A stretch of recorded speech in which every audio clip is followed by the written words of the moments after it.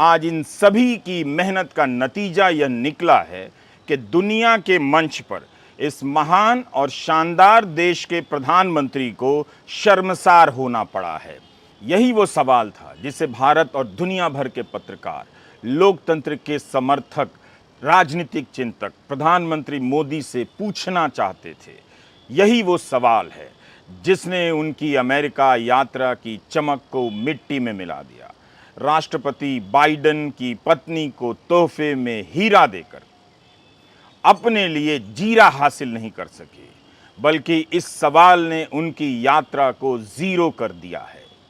और वो सवाल था, प्रधानमंत्री, भारत लंबे समय से दुनिया के सबसे बड़े लोकतंत्र होने पर गर्व करता रहा है, लेकिन कई मानवाधिकार समूहों का कहना है कि आपकी सरकार ने धार्मिक अल्पसंख्यकों के साथ भेदभाव किया है, आलोचकों को चुप कराया गया है। आप यहाँ व्हाइट हाउस में हैं, जहाँ विश्व के कई नेताओं ने लोकतंत्र की रक्षा को लेकर अपनी प्रतिबद्धता दोहराई है। आप और आपकी सरकार मुसलमानों और अन्य अल्पसंख्यकों के हकों को बेहतर करने और आज़ाद अभिव्यक्ति की रक्षा के लिए क्या कदम उठाने जा रही है? Mr. Prime Minister, India has long prided itself as the world's largest democracy, but there are many human rights groups who say that your government has discriminated against religious minorities and sought to silence its critics. As you stand here in the east room of the White House, where so many world leaders have made commitments to protecting democracy, what steps are you and your government willing to take to improve the rights of Muslims and other minorities in your country and to uphold free speech? गोली मारो के नारे लगाने वाले को राज्य मंत्री से कैबिनेट मंत्री बनाने वाले प्रधानमंत्री मोदी ने अपनी राजनीतिक सफलता की कीमत पर इस महान देश के लोकतंत्र को छोटा कर दिया। गोदी मीडिया का बैंड बाजा बारात निकालकर केवल वाहवाही की फिल्म दिखाने के बाद भी यह सवाल उस नायक की तरफ पर्दे पर एंट्री मार गया, जिसे देखते ही गोदी मीडिया से लेकर हाउसिंग सोसाइटी के अंकिल भाग खड़े हुए। जब यह सवाल पूछा जा रहा था, तब प्रधानमंत्री का हाव भाव, उनका चेहरा बता रहा था कि उन पर यह सवाल कितना भारी पड़ रहा है। इस सवाल के सामने भारत के प्रधानमंत्री की 20 साल की राजनीति उस छात्र की तरह हाथ बांधकर चेहरा लटका कर खड़ी थी, जिसे नकल करते हुए मास्टर जी ने पकड़ लिया हो। प्रधानमंत्री ने जवाब में कुछ कहा, मगर वो जवाब नहीं, निश्चित रूप से उस सवाल का जवाब तो बिल्कुल नहीं।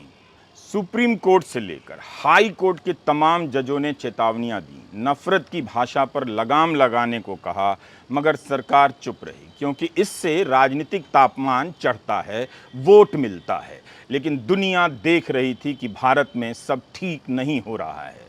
बल्कि व्हाइट हाउस में यह सवाल बाद में पूछा गया, इससे पहले न्यूयॉर्क की सड़कों पर पूछा जाने लगा। दुनिया भर में रहने वाले भारतीयों को वोट बैंक में बदलने, बांट देने और मोदी मोदी कराने की राजनीति ने बाहर रहने वाले भारतीयों को अलग कर दिया है। मोदी सिस्टम ने विदेश में रहने वाले भारतीयों को इतना इस्तेमाल किया कि इसकी प्रतिक्रिया इसी तरह होनी थी। एक तरफ भारतीय मोदी मोदी कर रहे थे और करवाए जा रहे थे, तो दूसरी तरफ भारतीय लोगों का दूसरा गुट अलग अलग मुद्दों को लेकर वॉशिंगटन से लेकर न्यूयॉर्क की सड़कों पर प्रधानमंत्री का विरोध कर रहा था।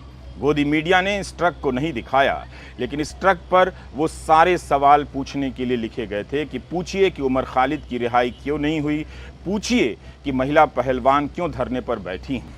इसी ट्रक पर वो डॉक्यूमेंट्री भी दिखाई जा रही थी, जिसे मोदी सरकार ने बैन कर दिया। अमेरिका में रहने वाले मणिपुर के लोग बैनर लेकर आ गए। यह वही सवाल था जो अमेरिकी कांग्रेस के 75 सांसद बाइडेन को पत्र लिखकर कह रहे थे, पूछिए मोदी से कि भारत में प्रेस की स्वतंत्रता का दमन क्यों हो रहा है। यह वही सवाल था जब अमेरिकी संसद के कई प्रतिनिधियों ने कहा कि भारत में मुसलमानों के खिलाफ हिंसा हो रही है, उनके साथ भेदभाव हो रहा है। यह वही सवाल था जब बीबीसी की डॉक्यूमेंट्री बंद कर दी गई, बीबीसी के दफ्तर में छापे मारे गए, तब भी पूछा गया। और इस डॉक्यूमेंट्री को दिखाकर अब लोगों ने दुनिया भर में विरोध जताना शुरू कर दिया है।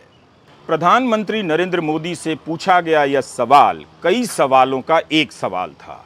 आलोचकों को जेल भेजना, कई महीनों तक जेल में रखना, जमानत नहीं मिलना, अवैध रूप से रासुका नेशनल सिक्योरिटी एक्ट लगा देना, यह सब हो तो रहा था और लोगों को लग रहा था कि बिना जमानत के फर्जी केस में महीनों जेल में रखा जा रहा है।